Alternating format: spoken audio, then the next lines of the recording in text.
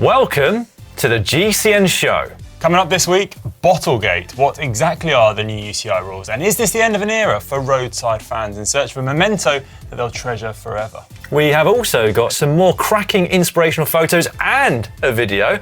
Plus, we'll announce the winners of our DMT and Stella Italia giveaways and give you another opportunity in a brand new Vittoria giveaway.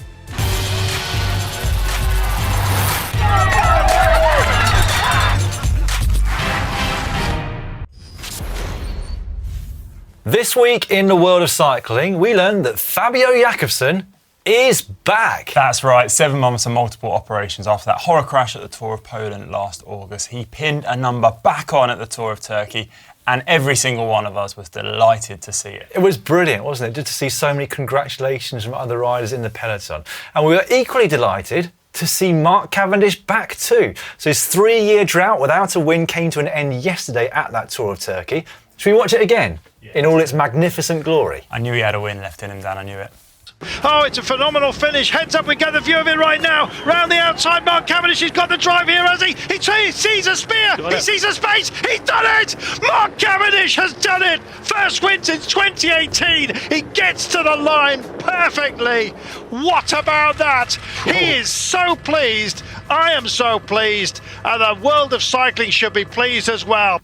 And I am so chuffed for Mark, I must admit. Great stuff. Great stuff. Me too. Right, we also learned this week that beginner Freddie will probably soon be known as Fast Freddie, because in beginner versus amateur versus pro, he pulled out a 25-minute, 10-mile time trial, which is seriously impressive. That is impressive. He'll be beating you soon, Dan. He probably still would, if I was honest. I was actually thinking that, to be honest, but I didn't want to say it. But anyway, finally this week we learned that bike racing souvenirs might be a thing of the past. Which is a great shame. And we are, of course, talking about those new UCI rules which prohibit riders from discarding bottles outside of the official littering zones at races. Now, that is a new rule which came into force on April the 1st. And already, Michael Schär and Letizia Borghese fell foul of the rule at the recent Tour of Flanders. Yeah, the new rule, which is number 2.12.007.8.3 in the UCI rulebook, states that throwing of objects in a careless or dangerous manner onto the road or spectators shall be forbidden. And any rider or other licence holder doing so will invoke a 200 to 1,000 Swiss franc fine. Yeah, the penalty is applied to the team if the licence holder cannot be identified. Maybe you've got a gilet on or something. Now, by objects, they mean anything really. So bottles, but also musettes, clothing, and litter.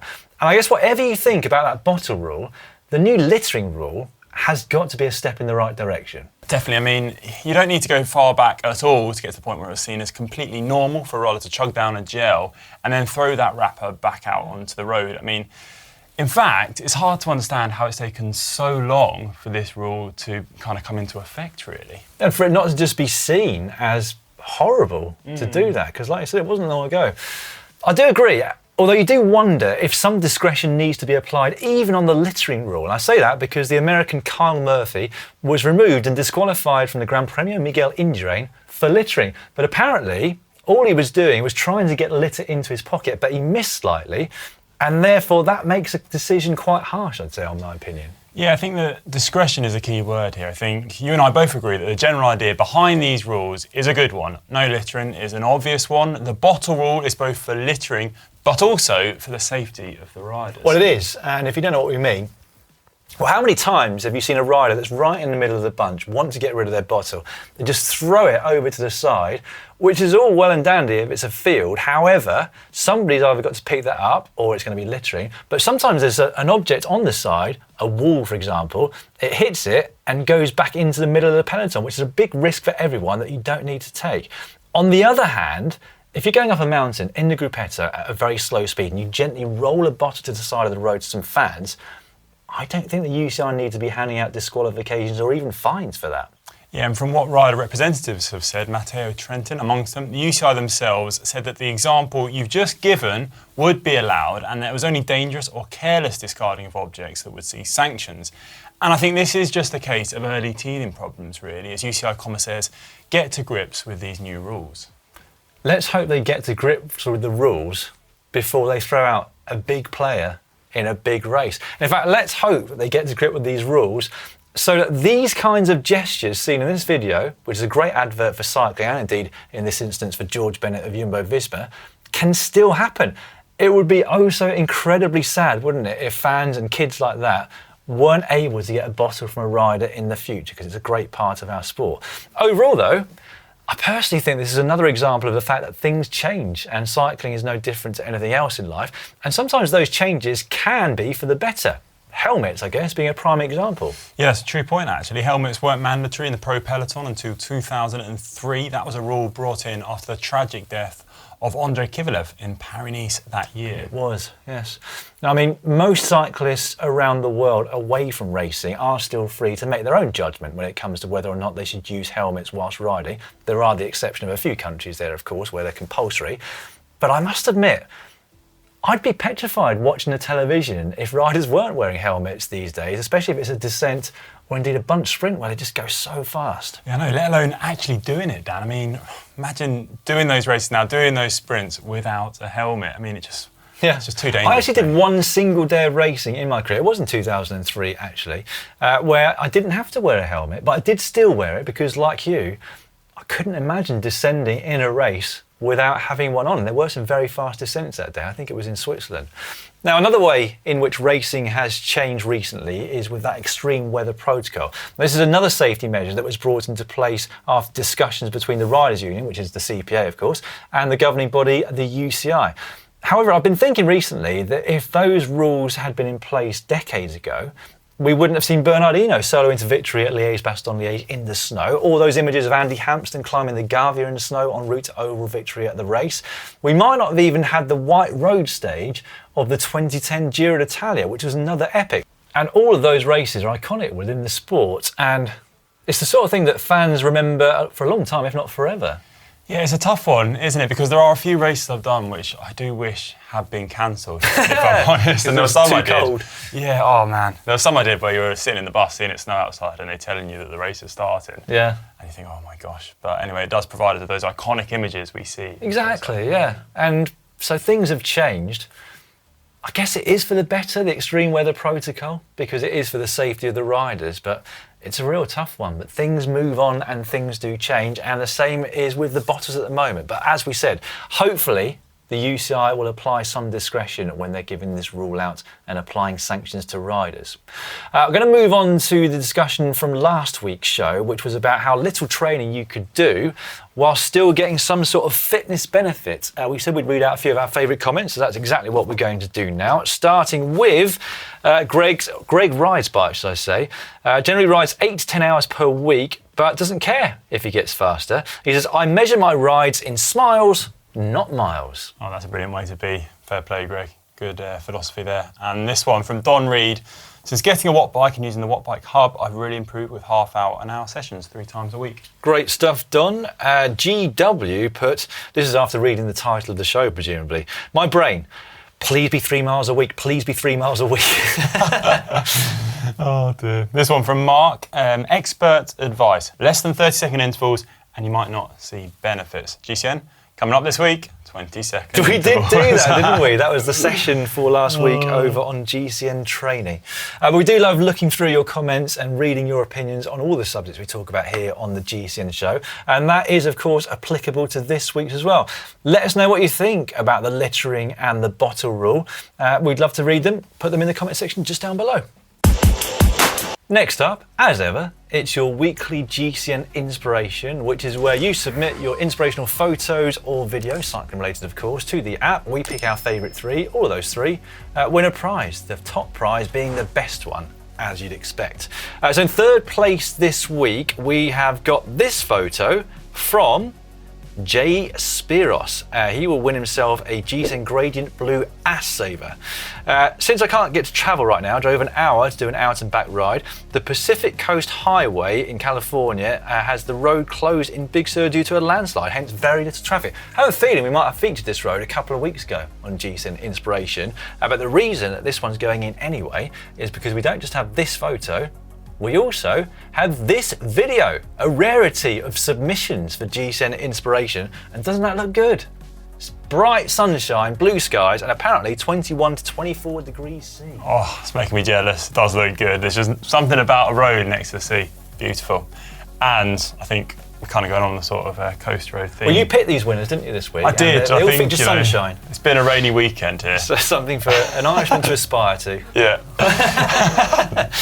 But second place and winner of a maintenance book and a core white t-shirt is Matt Cherub. Now, Dan has just got me dreaming. Riding with Dad this one in Australia, sunrise spin. Quite special to get out and share the empty road and perfect weather with my dad, even if it means waiting for him on the climbs. I think my dad will be waiting for me at the moment. That is a beautiful photo again, isn't it? Nothing quite like having the sun reflect off the sea or some water next to you when you're out on a ride. It's magnificent stuff. You'll be surprised then that those two haven't won this week, and that's because winner this week is Eddie BRT. So Eddie, you'll be getting yourself a Cobbled Classic t-shirt, black and core red hoodie for these photos, because he sent more than one in. Epic trails around northern Poland on the Baltic coast. And I have to say, I didn't realise how beautiful and varied the Baltic coast is. Looks like just off the coastline you get some lovely woods for your gravel rides, but what a beautiful set of photos that is. Well done to you, Eddie. Now, don't forget to get involved ready for next week's show by submitting your best inspirational cycling photos or videos to the GCN app. Just before we finish though, the winner there got a Cobbled Classic t-shirt. I am still sporting it, partly because I don't want to believe that Paris-Roubaix didn't happen last Sunday. I had nothing to do all day, basically, except to hang some coat hangers up. Anyway, the good thing about this year is that you can purchase this Cobbled Classic t-shirt now, and it will still be relevant in October, which is when Paris-Roubaix will take place this year. You'll be able to wear it then, and if you're in England, you'll be able to wear it underneath a jumper and a jacket. It's now time for cycling shorts. Cycling shorts now, and we're going to start with what I'm sure will be the more controversial news with you all. And that is that in Singapore, e-bike riders will now be required to pass a theory test in order to use a power-assisted bike. First-time offenders will be fined around £1,000 and face a maximum of 6 months in jail. Wow. Half a year in jail for not having a bike licence. If, incidentally, you don't see Hank riding a bike for a while on the channel, it's because he failed his theory test. We're going to move on to some good news now for us cyclists, because there's been a new study published in Transportation Research involving over 10,000 people across 7 major European cities.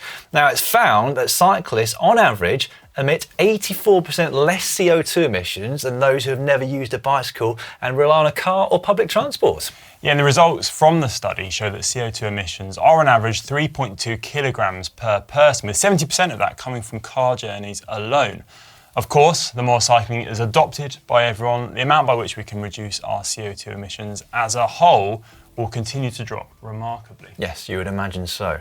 Now, on that very topic, France is the latest country to start a car scrappage scheme, providing a €2,500 grant towards an e-bike for those wishing to hand over the keys to their car in a measure approved via a preliminary vote last week.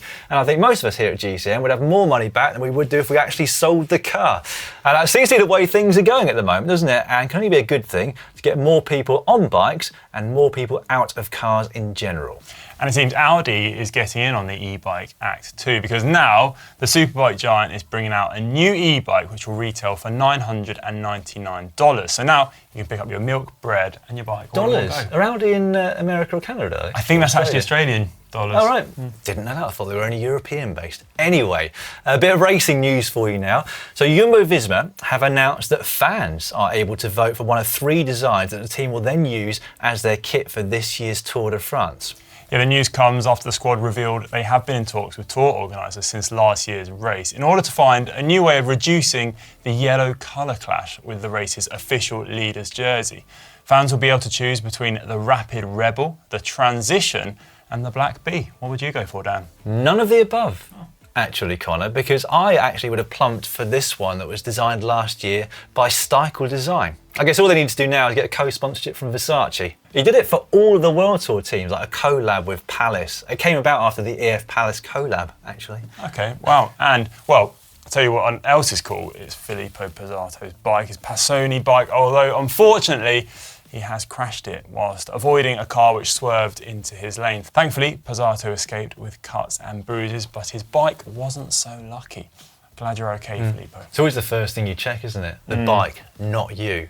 Right, let's move on now to those giveaways that we talked about at the start of the show. So first up, the 4 lucky winners of a Celitalia X Greenflow Superflow saddle. They being Joseph Rosevear, Peter Babati, Martin Minder and Henrik Nilsson. So well done to all of you. And the winners of those fantastic looking DMT shoes, Jason Reeves, Simon van den Kinschot and Emil Sevelius. I hope I've pronounced your names right. That's easy for you to say. Right, as I mentioned, we have a brand new giveaway this week thanks to Vittoria and their new Run Flat technology. You'll have seen the first look video site a couple of weeks back, and now we're able to give away 5 pairs of those airline road inserts. And those 5 winners will be able to pick the size they prefer. But you won't just get the inserts if you win, because each person's also going to receive a pair of pliers. Apparently you need to take them off, and a sealant bottle. Now you can find all the details in the link in the description below on how to enter. Right, to end Cycling Shorts this week, a quick look at what's coming up on GCN Plus. We've got 2 more documentaries coming out for you this week. The first of those is the second part of Cycling Heartlands. Now, some of you will have seen the first one already, basically Chris Boardman exploring the cycling heritage of Yorkshire, which is a brilliant one. But now he's back doing the same thing for the northwest of England, exploring the humble cafe stops, legendary frame builders, and the famous velodrome that make the area a cycling heartland. But the one we're about to show you is a trailer for Send It. In it, we explore the bicycle messenger subculture right here in the UK, both on and off of the clock. It's not something I knew a lot about before I watched this, I've got to admit. And if you don't either, here's a quick look as to what you can expect. I don't have a time limit to get there, but I'm getting there as fast as I can. Your whole job is figuring out the quickest way to get somewhere. You don't want to get stuck at traffic lights. You don't want to be stuck on a pavement with 25 people ahead of you. Come on, boy, let's go, let's go. We organise these races to emulate those classic New York messenger races.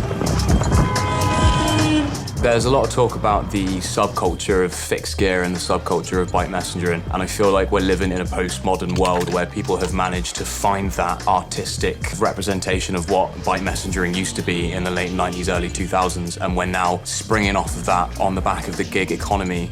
I'm fast enough to win. I've got a good enough team behind me to help me win, but, you know, there could be a bus in my way, you know? Hack / Bodge of the week now. We're going to crack straight on with them because we've got quite a few, and partly because I need to get through the first person's username. 3WTVUY8W3Q. It's like you've put a Google-generated password in as your username. Anyway, MTN Bike for the birds. Used a decommissioned MTN bike tyre and rim to make a bird feeder. Cut the tyre in half. Grippy for the birds. And it's squirrel-proof, apparently, filled with bird seed, and it spins.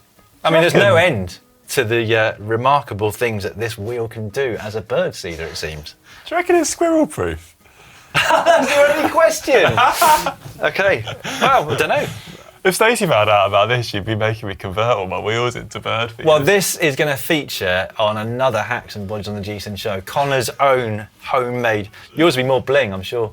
Oh, gosh. Broken carbon rim. I like it, though. I like it. I'm going to vote hack because I've just never heard of anything like that before in my life. Well, I'm going to go bod. Well, I don't know. I feel bad now. The I mean, squirrels are a nightmare on bird feeders, aren't they? Yeah, it'd be like a merry-go-round for them, wouldn't it? Yeah. Little treadmill. Yeah. All right, I'll go hack as well. Wow, 79% of you went with hack for that. Surprisingly as well, I think. New industry, right there. Right, moving on. Yeah, next up we have Panda795, bit of a simpler username. And this is skiing on Zwift. So hold on. I was having some knee issues from cycling, and I pulled out the old Nordic track and hooked up a speed sensor to the flywheel.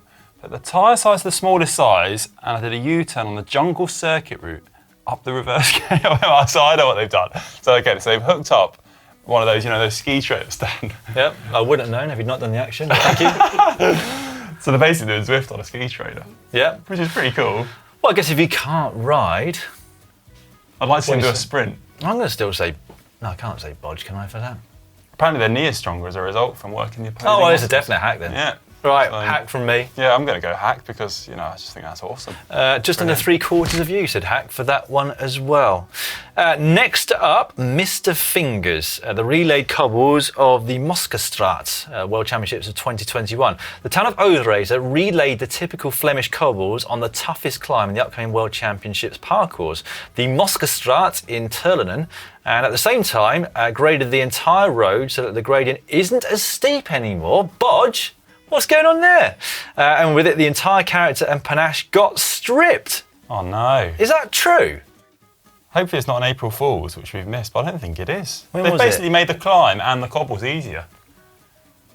That's basically not just a bodge, it's blasphemy. It is as far as blasphemy. I'm I'm concerned. surprised, actually. Well, yeah, what on earth were they thinking? Right, well, that's a definite bodge from me. Yeah, bodge from me too. Can't be having that. I need to double check all of this. It's astounding me. You'd have thought they'd have made it harder, not Yeah. easier, wouldn't you? Don't make it easier for the riders at the World Championships in Flanders. Anyway, moving on.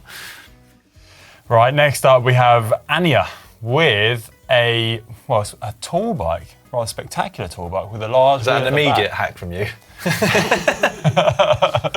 Yep, hack, put it in there. Get it on a factory supply chain. Hank's already said bodge. No, this is quite a spectacular one from Poland as well, and You're not going to try and pronounce where it's from. Come on, don't. okay, I'll try and don't duck pronounce. out of it. I'm sorry, Sokolowsko. Sokolovsko. I don't know. Sorry, I'm sorry. Sokolovsko. Now I'd say that's a definite bodge, of course. I like how it's just like subtly chained to the post, as if. In case somebody nicks it. Yeah. Yeah, that's a bodge from me as well, and it was a bodge from 88% of you. Next up, Jedi Knight 0808, tubeless inflator, old empty butane gas bottle. Unscrew the top, fill with water to make sure there's no gas left in there. Yeah, that's probably a good idea. Drill 2 holes for valves and a bit of old pipe and a clamp. Cost $6.99 for 2 tubeless valves from Decathlon. Wow. So that is a recipe for disaster, isn't it? Or is it? What can go wrong? It can't go wrong, can it? Famous last words. Well, I guess you've got no risk of that exploding. I think that's been our fear with some of the plastic bottles that have been used previously under immense pressure. Presumably, that one is not going to buckle or indeed explode under immense pressure. So, well, I'll go with hack tentatively because I don't really know enough of these things to give an affirmative decision. I think I'm going to go with hack as well. I'm going to go with hack because it's solved an issue, hasn't it? Mr. Decisive here. Well, most people did go with hack, 59% versus 41% who went with bodge. Interesting. I think everyone would have gone hack if they'd have known the full details. Okay. Right, next up, at Latlista. I don't know why I can't read that. At Latlista. At that lister. Goodbye e-bike. Somebody at the local supermarket decided an electric motor was not enough. They've got a petrol one there on their standard looking bike. That always for me is a recipe for disaster. I do like these ones. There was a character in Nice actually when I used to do training camps, and he had a very old version of one of those. You could hear him coming about 10 miles down the road. But how fast was he going? Literally about 10k an hour up all? Yeah, up Calderwares. No, so it's quite slow. Quite slow, but very, very noisy. So how come he was catching you? I could hear him coming from a mile off behind me. Yeah, let's not go into that now, Dan. Okay, all right, well, that's a bodge for me. Yeah, I'm going to go hack rather decisively again. Well, we're split, and so are the viewers. 47% went for hack, 53% went for bodge. Last one this week came in from Davshep. A clear bodge on this attempted theft, so our judgment has been done for us. Oh my goodness. No bike stolen, just one frame hacked in half. RIP gravel bike and summer bikepacking holiday plans. For context, this happened in the middle of the day in broad daylight. I wish we hadn't finished with that. I mean, that is not what you want to see when you get back to your bike. Like I said, at least you still had a bike there, and I guess you can still use the components, but that frame, I think even Rob Hale's carbon repair shop might struggle with that. Yeah, what were they thinking? Well, I'll go bodge. Yeah, it's a definite bodge. I mean, no point sawing the bike in half to rob it. Yeah, it does. I mean, it's counterintuitive, isn't it? It is slightly. It does devalue it a little bit, doesn't it, for its second-hand value. It's an obvious bodge. Right, that's the end of quite a long Hacks and Bodges this week. Don't forget to get involved, ready for next week's show. All of the Hacks and Bodges ready for then are already up, so you can vote now, and you can submit yours for the following week. Okay, caption competition now. It's your chance to win the coveted GCN Elite water bottle that you can see right here. Now, last week we had Stefan Kuhn at the Tour of Flanders, and well, the winner of this one is Juanito Imperial with a brilliant caption, I think. I mean, I always try to think of these ones, but they seem, they're there, and then I just can't get them in my head. Well, anyway. That's me every week. I wish I'd thought of that. Basically. Yeah. Anyway, congratulations. Better find my gum before I get DQ'd for littering. Brilliant. Brilliant. You can just imagine him there doing that. Oh my goodness, I'm going to get thrown out of the race if I don't find this. Yeah, well done to you, Juanito. Get in touch with us on Facebook with your address. We'll send a bottle out to you. This week's photo comes from the recent tour of the Basque Country. This is Simon Geschke looking rather sore.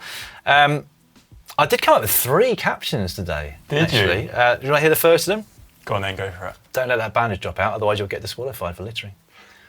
Average, I guess. Next one. You've got some cheek coming back here.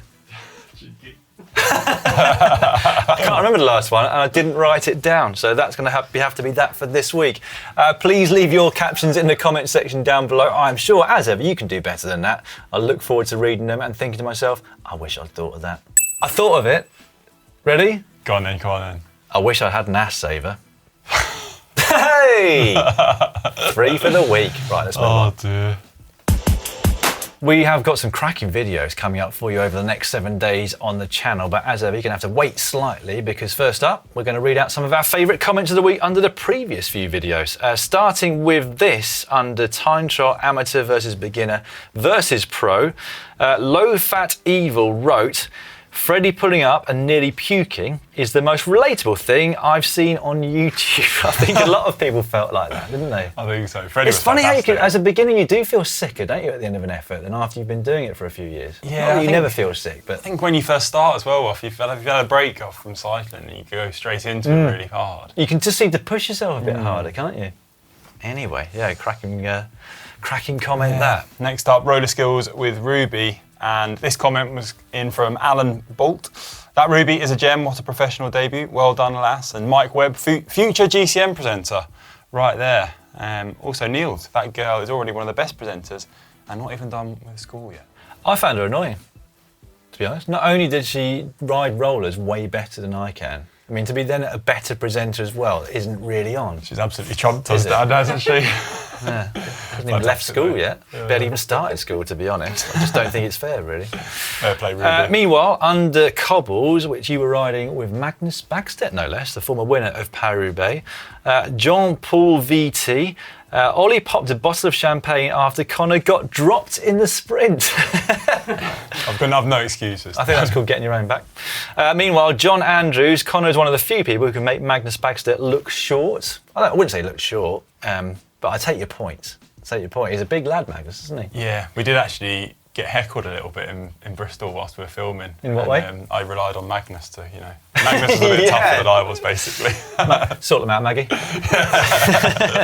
And Bernie Williams wrote, Star Wars, Obi-Wan Kenobi.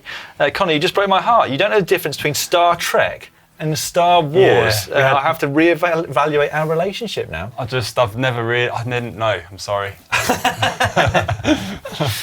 Moving on, we bet you didn't know this about pro cycling. Now this had some brilliant comments. Once again, David Stewart. Once again, Ollie getting dropped while Hank and Alex talking about descending.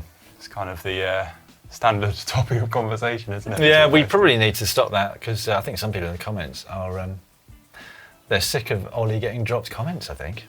It's been going a long time, I guess, isn't it? Yeah, we should probably leave it. Do you know what I found out today on a podcast is that Ollie once did a triathlon and finished second to Dan Bigham. And he wrote to me after I said this to him and said he's actually done a low 17-minute 5K run. Really? Which I find hard to believe given the running that I have seen from Ollie over the past couple of years, but nevertheless, I will believe him. Somebody else put, get Ollie to live like a pro cyclist for a month. I'm sure he'd absolutely love to do that, wouldn't he? He already does, I think. Well, I think, yeah, anyway, we'll move on from that. Right, coming up on the channel this week, starting on Wednesday, how to help in the event of a crash. A really important one, this, because often we don't know what to do and what the best help to give somebody is if they've had quite a serious crash, and you never know. You could end up saving somebody's life if you know what to do at the scene of an accident like that. On Thursday, first look at some very cool tech that's coming from SRAM. I don't think I can say anything more than that at this point in time, unfortunately. So you have to wait for Thursday, where you'll also be able to watch the Amstel Gold preview show with myself and Conor. We're going to film that in just a little while, actually, aren't we? Yes, we are. Next big one-day race on the calendar. Friday is the 6 biggest changes to cycling over the last 10 years. Not a long time, but you'd be quite surprised at how much has changed in that time. You're not allowed to discard bottles anymore. That's true. One of them. That's not. Also on Friday, we've got how to become a pro cyclist. A video I've actually presented it myself, just sharing some tips on how I got into the pro peloton. If you want to listen to me, that is, I didn't become the best professional cyclist. You pay for your contract? But, you know, a few little interesting bits. I paid for mine. I'm still in debt now. On Saturday, we've also got the ultimate bonk. Now, this is a bit of a fun one. So me and Hank rode home from Wales. This is not what you said about it at the time, Conor, I've got to say. Fun was not one of the words that came out of your mouth. I did suggest this video when I had a lot of coffee, and then when it came to doing it, I was kind of regretting things. So basically, I rode home from Wales, 150k, back to Bath with no food whatsoever. And it actually threw up quite a few surprises. Surprised myself, actually, Dan. What did you eat in the morning? I had a bowl of porridge at 8:30. Slow release carbs. Yeah. So I didn't eat for about 8 or 9 hours. So yeah, and you don't normally go for longer than 8 or 9 minutes, do you? no, I get very nervous when I don't eat because I do suddenly get hangry, and it's got me into trouble recently. We have to keep stopping during the GCN show for you to top up your fuel, don't we? I do need to plan my day in terms of when I'll eat, I must admit that. Sunday is Hank's challenge. He did 100 kilometres a day for 7 days. Even Hank looked, I saw him just outside the office just after he'd done that. Even he looked tired. Yeah, he was actually and tired, really quite old. Mainly because he did. he Sorry, did the bog video with me on the Monday and I made him do 150k to begin with, so he was already... on the back foot straight away. Yeah. Right, well that's it on GCN. However, we also got a whole heap of racing for you on GCN Plus over the next week. The Vuelta Valenciana, which was due to take place in February, is now from Wednesday through to Sunday. Valverde, Demar and Caleb Ewan amongst the stars there. Wednesday is the next fairly big one-day race, the Brabantse Pijl. We can see some top stars lining up in both the men's and women's races there, and then even more stars for the Amstel Gold race on Sunday. And that's not all, because all week we've also got the Tour of Turkey. So if you've got a subscription, there's plenty to watch, even though territory restrictions do apply for Brabantse Pijl and indeed for Amstel Gold. So check what's available where you are. Right. That is all for this week's GCN show. I hope you've enjoyed it as much as we have once again. I do love hacks and bodges, I've got to say. Every single week for many, many years now, and it just doesn't get old for me. Always surprises me. I mean, a squirrel defeating wheel bird feeder. That's the first thing you're going to do when you get home, isn't it? Try and find an old wheel. Yeah. See if it is squirrel proof. Let's see if I can buy some nuts on the way home. Is that for yourself though? You need to eat again on the way back. Anyway, if you have enjoyed this video, please give it a thumbs up. We will, of course, be back this time next week with the next episode.